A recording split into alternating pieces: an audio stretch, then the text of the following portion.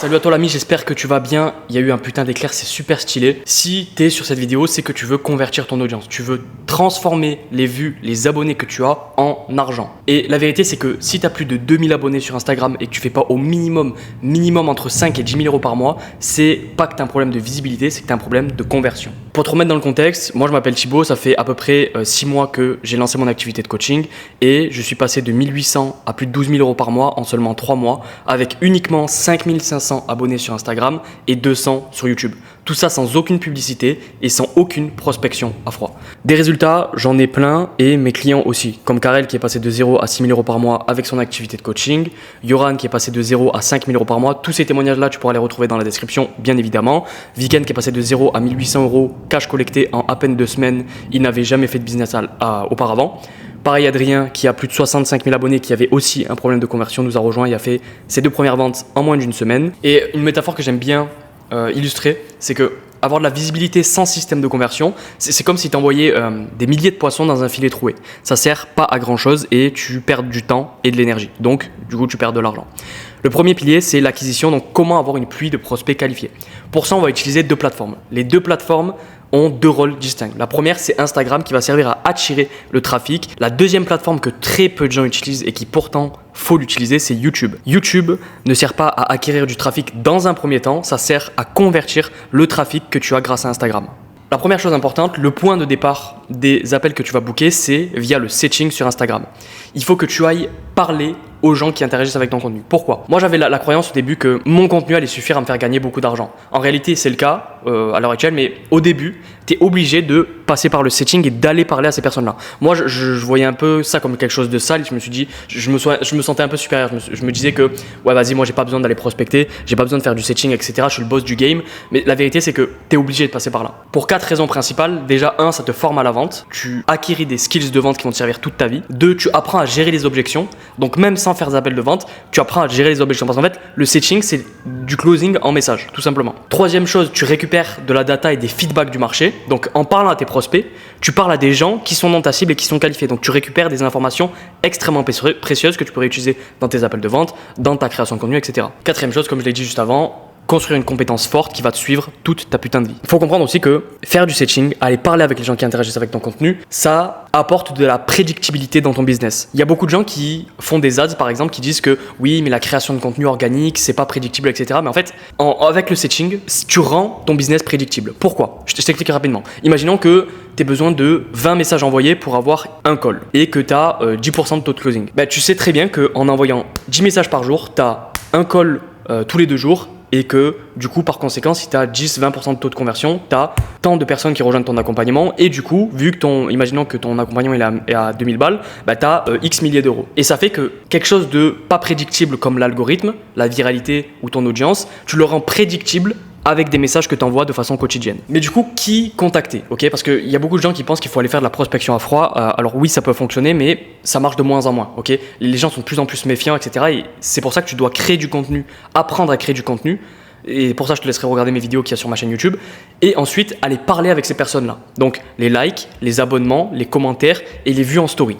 Toutes les personnes qui interagissent avec ton contenu, tu leur envoies un message. Mais du coup, comment prospecter ? Ça aussi, parce que si tu n'arrives pas à avoir un call par jour, très honnêtement, c'est probablement que ton setting pue la merde. C'est l'erreur que je vois aussi chez beaucoup de gens, c'est que, hop, je te spoil pas, c'est beaucoup de gens qui pensent que le problème vient de leur contenu. Alors oui, la vérité c'est que le problème vient de ton contenu, mais aussi de ton setting. Parce que la passerelle entre une vue et un appel qualifié, c'est le setting. Ok, c'est pas ta création de contenu, c'est le setting. Et si tu ne sais pas bien setter, si tu ne sais pas faire monter des gens en appel, tu pourras pas faire d'argent tout simplement, même si tu as 1 milliard d'abonnés. Ok, donc on va le voir en 3 étapes. La première, c'est définir son avatar. La deuxième, c'est le hook plus la polarisation. Et la troisième, c'est trouver l'inefficacité. Et c'est très très important, suis bien surtout la troisième, parce que si tu suis pas la troisième, tu pourras pas booker de call tout simplement. Première chose, c'est savoir exactement qui tu vises. Donc qui tu vises, ce qu'il veut, ce qu'il craint, ce qui le bloque, quel créateur il suit, où il consomme, etc. C'est quoi ses croyances limitantes ? C'est très important d'avoir une vision précise de qui tu cibles, parce que le problème c'est que si tu fais pas ça, tu n'auras pas de résultat en fait, tout simplement parce que tu sais pas c'est quoi son problème, tu sais pas si elle est vraiment dans ta cible, tu sais pas si elle a le budget, tu sais pas si elle te fera confiance. Et l'étude de marché, c'est le pilier de ton business, que ce soit pour la création de contenu et même pour ton setting. Ok, donc extrêmement important, définis bien qui tu cibles. avant de prospecter les gens. La deuxième étape, c'est le hook plus la polarisation. Okay, donc, vois ton setting un peu comme ta création de contenu. Dans ta création de contenu, pour tes hooks sur ton format short, tu hookes la personne, tu attires la personne, tu attires l'attention à toi. Dans les messages, c'est exactement pareil. Tout est un jeu d'attention en fait. Il faut que tu captes l'attention du mec, sauf que là, au lieu de le faire dans une vidéo, tu le fais en message. Et ensuite, tu polarises la conversation. On y reviendra juste après. Pourquoi c'est important de polariser la conversation, ok ?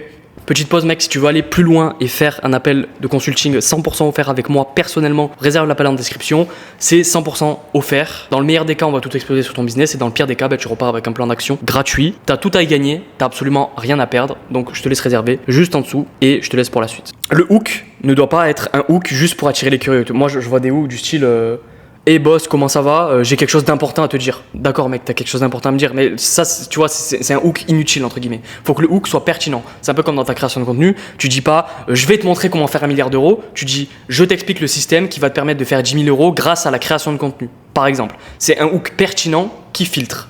Ok ? Et en setting, ça doit être pareil. La deuxième chose, c'est la polarisation. Ça aussi, c'est extrêmement important. Les gens savent que tu les prospectes, ok ? Aujourd'hui, le marché est ultra éduqué. Quand il reçoit un message de ta part, il sait très bien ton intention. Et la polarisation, ça sert à montrer et à dire les non-dits.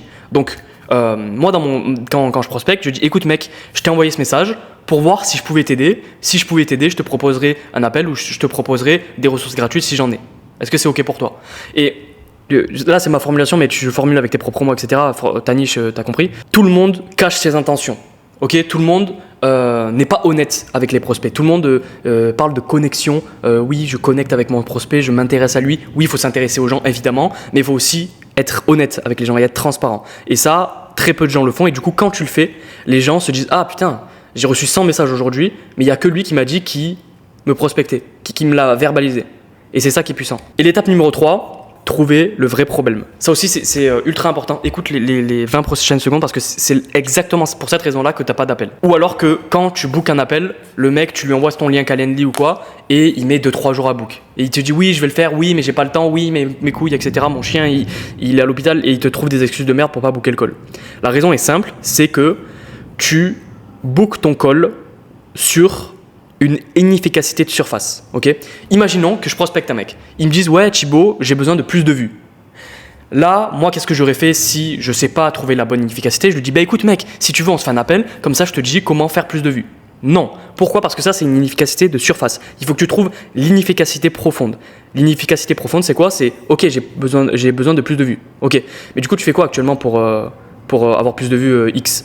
Ah ben je sais pas, j'ai pas vraiment de système. Ah ok, du coup si j'ai bien compris, t'as pas assez de vues parce que t'as pas un bon système de conversion.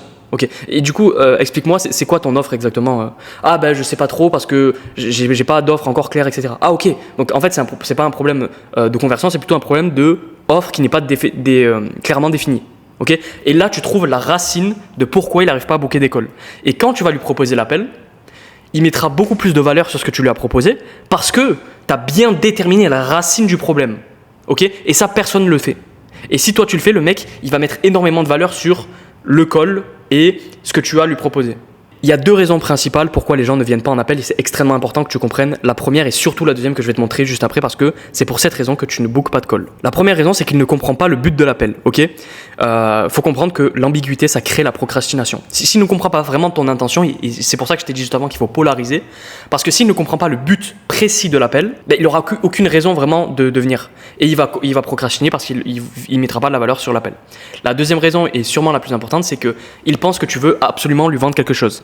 Moi, des fois, dans mes appels, dans mes messages, et je pense que ça te le fait aussi quand t'envoies un message de prospection, le mec il dit « Ah non, je suis pas intéressé. » T'es pas intéressé par quoi ? Je t'ai rien proposé encore, tu vois. Et c'est pour ça que faut que tu fasses conscientiser aux gens que t'es pas là pour absolument leur vendre quelque chose. Oui, on est là pour closer, mais avant tout, on est là pour aider la personne et pour voir si on peut l'aider. Donc quand quelqu'un te dit « Ouais, non, mais moi, je veux pas que tu me vendes quelque chose, j'ai pas d'argent, t'inquiète, je suis pas intéressé. » Mec, t'es pas intéressé par quoi ? Je t'ai rien proposé, tu vois. Donc en vrai, si c'est important pour toi que de développer X, là, peu importe ta niche, est-ce que tu es contre à l'idée que je te pose quelques questions et j'ai peut-être des ressources gratuites à t'envoyer et pourquoi pas après ça débouchera sur un appel.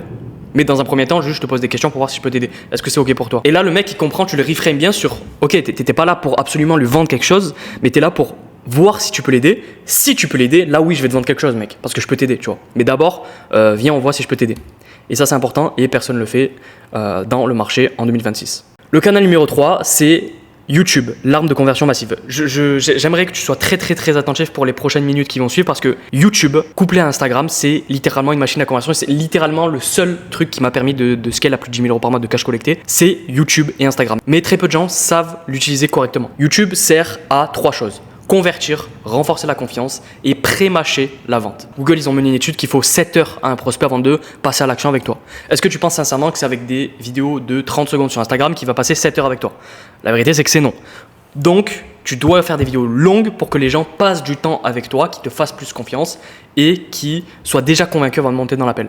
Moi, j'ai des gens en appel qui montent, enfin, c'est même pas des appels de closing en réalité. Moi, je considère pas ça comme du closing parce que c'est un peu des discussions, tu vois. Le mec, il vient, il a consommé toutes mes vidéos YouTube. Il sait déjà que je peux l'aider. Genre, c'est juste de la logistique, tu vois. Mes appels, ils durent en 15, 20 minutes, 30 minutes. Et c'est juste de la logistique, tu vois. Boum, boum, est-ce que ça fait sens pour toi? Ok, t'as combien? Bam, on fait ça, tac, tac, et ensuite on enchaîne, tu vois.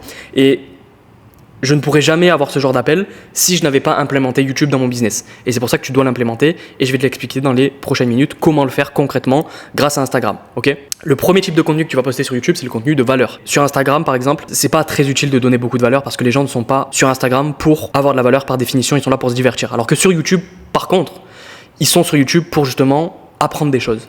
Et c'est pour ça que le contenu de valeur a une place beaucoup plus importante sur YouTube et c'est là que tu vas montrer ton expertise, ton autorité, que tu vas faire comprendre aux gens qui te regardent de « Ok, regardez les gars, je suis compétent et je peux vous aider ». Deuxième type de contenu, c'est le contenu preuve. Aujourd'hui, le marché est ultra éduqué, ultra méfiant et si tu n'as pas de preuves, si tu n'as pas de résultats, tu ne pourras pas vendre. Donc là, par exemple, je t'ai mis un exemple de Karel, par exemple.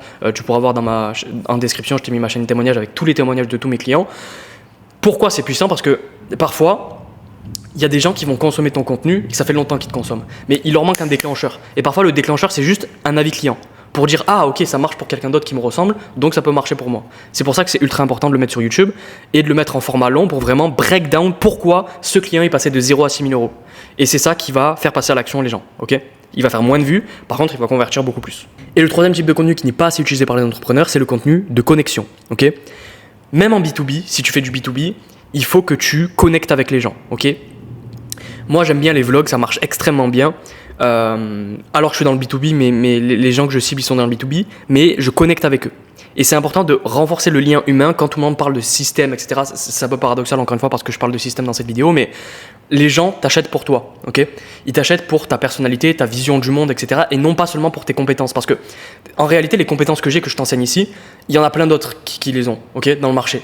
Pourquoi les gens achètent chez moi malgré que d'autres personnes sont aussi compétentes que moi, voire plus?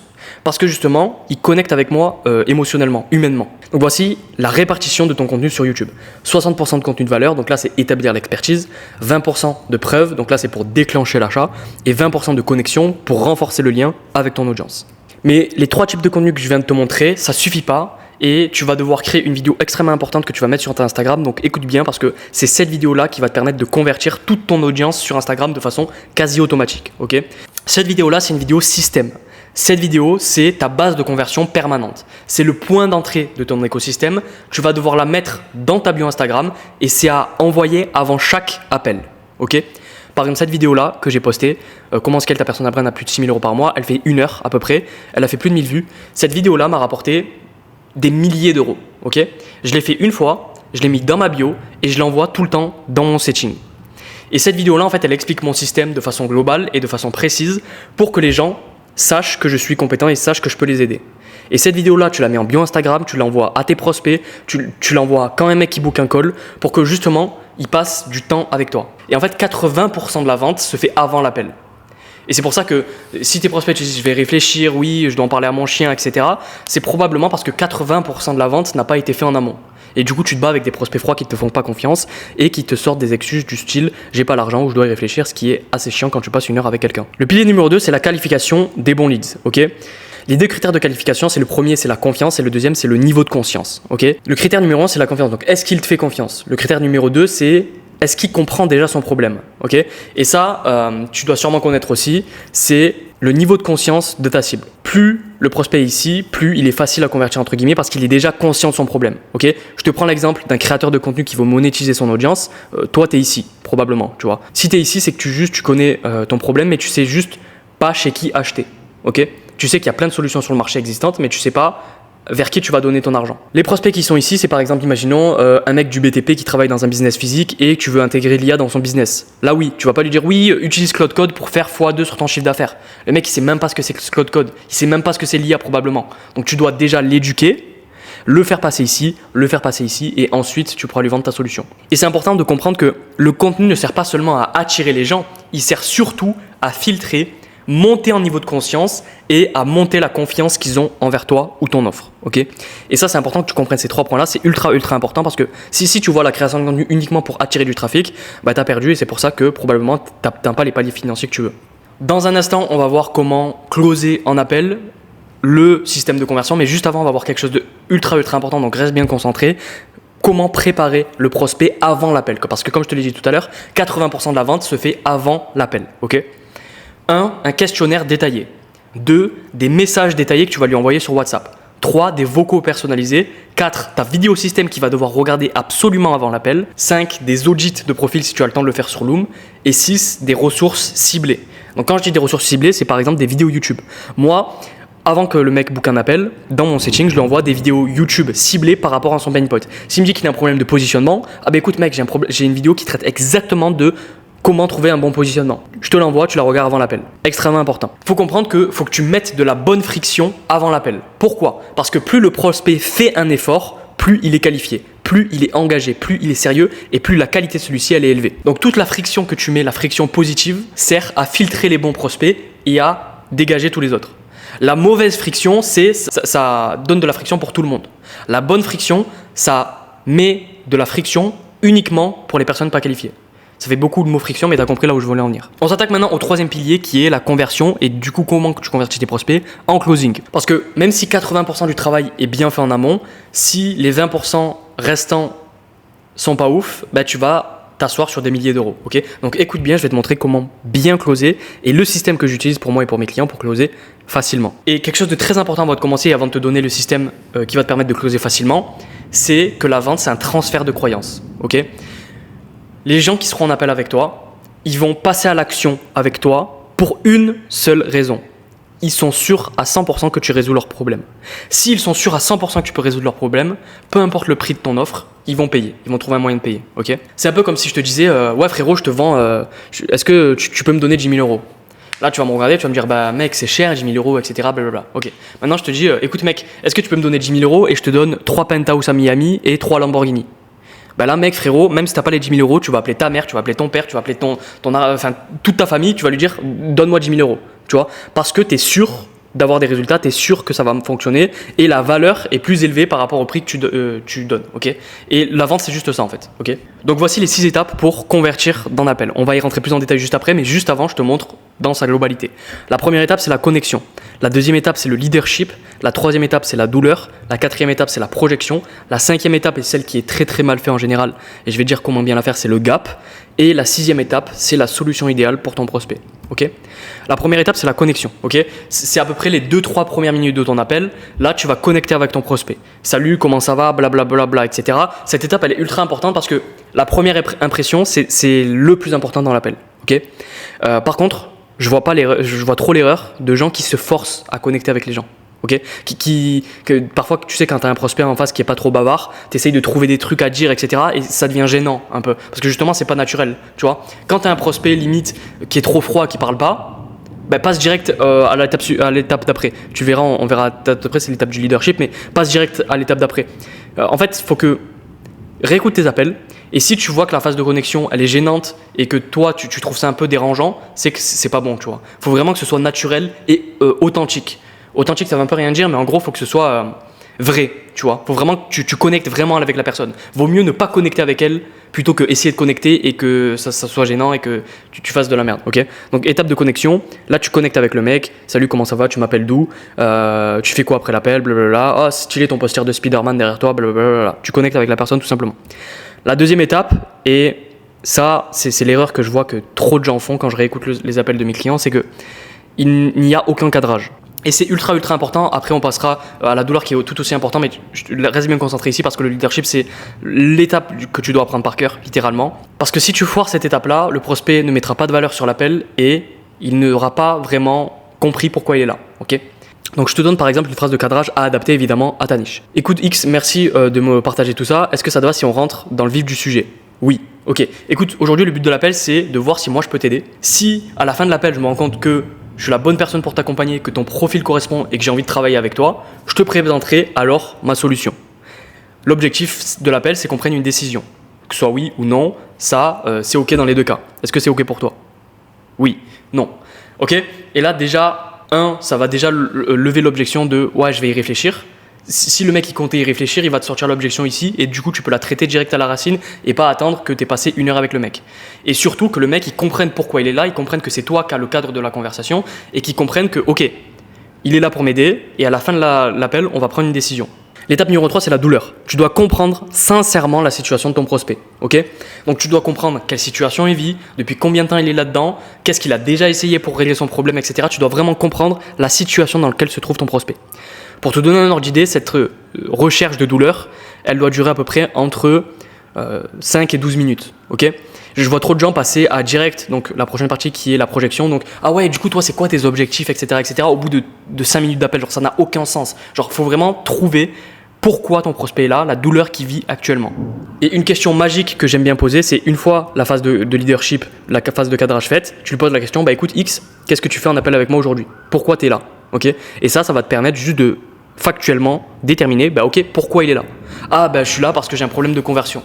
Ok, pourquoi t'as un problème de conversion selon toi? Ah ben je sais pas parce que j'ai déjà essayé X, Y, Z. Ah ok, et du coup t'as essayé X, Y, Z et qu'est-ce qui fait que selon toi ça n'a pas marché? Ah ben ça n'a pas marché, blablabla. Ok, ça fait combien de temps que tu essayes de régler ta situation? Ah ben moi ça fait 6 mois que blablabla. Ok, t'as compris.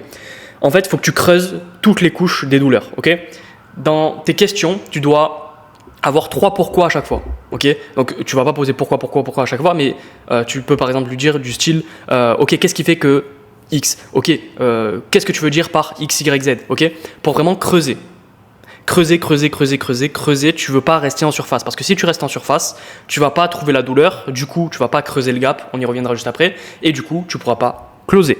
La deuxième, c'est projection. Donc là, une fois que tu as bien creusé, que tu sais factuellement pourquoi il n'y arrive pas, depuis combien de temps il est dans cette situation et qu'est-ce qui l'empêche d'avoir plus de résultats, tu vas le projeter. Donc là, tu vas comprendre sa situation désirée. Ok X, tu m'as dit que tu voulais plus de visibilité, que tu voulais plus d'argent, que tu étais bloqué à 500 € par mois, mais du coup, c'est quoi concrètement tes objectifs? Ah ben moi, mes objectifs, c'est d'atteindre 2000 € par mois. Ok. Est-ce que tu m'en dire plus par rapport à ça? Ah ben moi, c'est d'atteindre 2000 € par mois, d'avoir un appel par jour et d'avoir 10 000 abonnés sur Instagram. Et là, encore une fois, tu vas creuser. Ne t'arrête pas sur des projections de surface. Tu dois creuser à chaque fois et vraiment comprendre en profondeur c'est quoi ses vrais objectifs. En numéro 5, c'est le gap. Donc là, tu vas creuser le gap entre les deux. C'est ultra important parce que comprends que si le gap n'est pas creusé, tu pourras jamais closer, genre littéralement. Ok? Le gap, c'est quoi? C'est la distance entre sa situation actuelle et sa situation désirée. Ok? Et sa situation actuelle et sa situation désirée, le pont entre les deux, c'est juste toi et ton offre. Et l'appel de closing est juste là pour lui faire conscientiser qu'il est ici, toi tu es ici, et le pont entre les deux, c'est juste ton accompagnement, ton offre, ta formation, peu importe. Si tu as réussi à faire ce travail-là, si tu as réussi à creuser le gap, il y a de très grandes chances que tu arrives à closer. Et du coup, comment on creuse le gap? On creuse le gap en posant des questions pour que le mec s'auto-close. Dans le processus, c'est toujours toi qui es allé vers le prospect. Donc c'est toi qui lui as envoyé un message, c'est toi qui lui as proposé l'appel, c'est toi qui vas vers le prospect. Dans cette étape-là, c'est le prospect qui va venir à toi. Ok? Donc tu vas lui poser des questions dans le style, je te laisserai noter parce qu'elles sont extrêmement importantes et extrêmement utiles. Je les utilise tout le temps et ça marche. Mes clients aussi les utilisent et ça marche aussi. Par exemple, ok X, tu m'as partagé que toi tu gagnais 500 € par mois, que ton objectif c'est d'atteindre 2000 € par mois. En quoi est-ce que tu penses que moi je peux t'apporter des résultats? Et là tu inverses la dynamique. Pourquoi? Parce que le prospect va s'auto-closer, il va réfléchir à ok, pourquoi la personne en face de moi peut m'apporter des résultats. Ah ben tu peux m'apporter des résultats parce que j'ai vu tes vidéos YouTube. Ah ben tu peux m'apporter des résultats parce que j'ai déjà vu le résultat client et tes clients ont des résultats, donc tu peux m'apporter des résultats. Et là le mec va s'auto-convaincre que tu peux lui apporter des résultats. Parce que quelque chose de très important on reviendra juste après dans les prochains slides, c'est que ton prospect ne croira jamais ce que tu lui dis, il croira toujours ce qu'il se dit à lui-même. Donc c'est important de poser des questions pour inverser la tendance et que ce soit lui qui te dise la chose plutôt que toi qui lui dis. Ok? Parce que, encore une fois, les prospects ne croient pas ce que toi tu lui dis, mais ils croient que ce qu'ils se disent eux-mêmes. Et l'étape numéro 6, c'est la solution, donc ton offre. Comme je te l'ai dit, ton offre, c'est le pont entre sa situation actuelle et sa situation désirée. Et pour bien pitcher. Donc pitcher, c'est lui dire concrètement ce que c'est ton accompagnement. Je vois aussi trop d'erreurs qui pitchent, des pitchs à rallonge, qui racontent leur vie, etc. Qui disent oui, on aura 5 appels, il y aura un groupe WhatsApp, il y aura un groupe school, tu auras accès à... Mes couilles, ça c'est de la merde, ça marche pas. Pourquoi ? Parce que le prospect passera à l'action avec toi une fois qu'il se sentira compris. Comment il se sent compris ? Tu vas lui poser cette question précise, note-la, c'est ultra important, tu vas gagner de l'argent juste en posant cette question-là. Ok X, qu'est-ce que ça serait pour toi l'accompagnement idéal, l'accompagnement parfait ? Tu poses cette question et ensuite tu vas donner ta solution par rapport à ce qu'il t'a dit. Je te donne un exemple. Si dans ton offre, imaginons que tu sois dans la perte de poids, imaginons que dans ton offre, tu as des formules vidéo, tu as un coaching personnalisé en one-one et tu as des calls de groupe une fois par semaine. Et que le mec, quand tu lui poses la question qu'est-ce que c'est la solution idéale pour toi et qu'il te dit ah ben moi la solution idéale ça serait que moi j'ai quelqu'un derrière moi qui me dise quoi faire, vraiment one-to-one, etc., etc. Quand tu vas lui pitcher ton offre, tu vas beaucoup plus mettre en avant cet aspect-là de ta solution que les autres. Pourquoi ? Parce que si tu mets les 3 à 25%, 25%, 25% par exemple, le mec il va avoir l'impression de payer pour seulement 25% de ton offre. Alors que si tu passes 90% du temps à dire écoute mec, ma solution c'est exactement ce que tu viens de me dire, tu auras des appels en one-one, je serai vraiment derrière toi, c'est pas comme toutes les autres formations etc. où tu auras des modules vidéo à suivre, je vais vraiment être derrière toi de A à Z, je vais faire ta nutrition, je vais t'envoyer des messages tous les jours, on va s'appeler une fois par semaine, blablabla, et tu auras aussi X, Y, Z. Mais 90% de ta solution, tu vas la pitcher sur ce qu'il t'a dit. Et là, le mec, il va dire waouh, putain, incroyable, c'est exactement ce que je veux. Et c'est ça que tu veux faire avec tes prospects. Et c'est juste lui vendre ce qu'il veut. Et ensuite, une fois qu'il a payé, tu lui délivres ce dont il a besoin. C'est deux choses très distinctes et il faut que tu comprennes. Et c'est pour ça, probablement, que tu passes à côté de 90% des ventes. Donc voilà, là, je t'ai expliqué les 6 étapes du closing que tu dois respecter, mais je vais t'expliquer juste après. Reste bien concentré parce que si tu mets toutes ces 6 étapes-là, mais que tu ne fais pas ce que je vais te dire juste après, ton closing sert à rien, tu peux le jeter à la poubelle, ok ? Tu dois respecter 4 piliers en plus de ce que je t'ai présenté juste avant pour closer. Le premier pilier, c'est vouloir aider sincèrement la personne qui est en face de toi, ok ? Si tu veux juste closer pour closer, ça marche pas, ok ? Ça marche pas, ça ne fonctionne pas. Le deuxième pilier, c'est cadrer. Tu dois montrer que, ok, c'est toi qui dirige l'appel et c'est pas le prospect qui dirige l'appel. C'est pas toi qui as besoin du prospect, c'est le prospect qui a besoin de toi. En numéro 3, c'est le détachement, ok ? Détache-toi de la transaction. Ok, il faut vraiment que quand tu rentres dans un appel, tu n'aies aucune attente envers l'appel. Que ce soit négatif, que tu closes pas ou que tu closes. Les deux, ça doit pas t'affecter en fait. Et quand tu vas être détaché de la transaction, c'est là que tu vas voir être beaucoup plus naturel. Tu vas te concentrer sur beaucoup plus la personne qui est en face de toi et par extension, tu vas beaucoup plus closer. Ok ? Donc vraiment, sois sincèrement missionné pour aider la personne qui est en face de toi. Cadre la conversation. Détache-toi de la transaction. Et quatrième chose très importante, faut que tu aies de la certitude. Ok ? Tout ce que je t'ai expliqué, ça ne servira absolument à rien si tu n'es pas sûr de toi. Si tu n'es pas convaincu de pouvoir aider la personne en face de toi. Si tu n'es pas convaincu que ta méthode fonctionne. Si tu n'es pas convaincu que tu peux apporter des résultats à la personne qui est en face de toi. 80% de l'appel, c'est de la posture, c'est de la certitude, c'est de l'éloquence, c'est ta prestance. Ok ? Tu auras beau avoir le meilleur script de closing du monde, si toi tu n'as pas confiance en toi, si tu n'as pas confiance en ta méthode, tu ne pourras jamais closer. Parce que la vente, c'est un transfert de croyance et de certitude. Les gens te payent parce qu'ils sont sûrs d'avoir des résultats avec toi. Si toi, tu ne renvoies pas de la certitude, si tu bégayes, si tu bouges, si tu regardes vers le bas, etc., les gens ne passeront jamais à l'action avec toi. Jamais. Jamais, jamais, jamais, jamais. Okay ? Donc, sois sûr de toi et sois missionné pour vraiment aider les gens. Et surtout, sois détaché. Et le message central que je veux vraiment souligner, c'est que ce n'est pas ton nombre d'abonnés qui détermine ton cash flow, c'est la qualité de ton système qu'il y a derrière. Et je viens de te le donner et tu as juste à appliquer pour faire plus d'argent. Ok bro, si tu veux aller plus loin, réserve un appel dans la description, c'est personnellement avec moi. On établira un plan d'action clair pour ta création de contenu, pour ton business. Et dans le meilleur des cas, on va tout exposer sur ton business. Et dans le pire des cas, tu repars avec un plan d'action applicable pour ta création de contenu. C'est le premier lien en description. Je te vois de l'autre côté. Ciao ciao bro.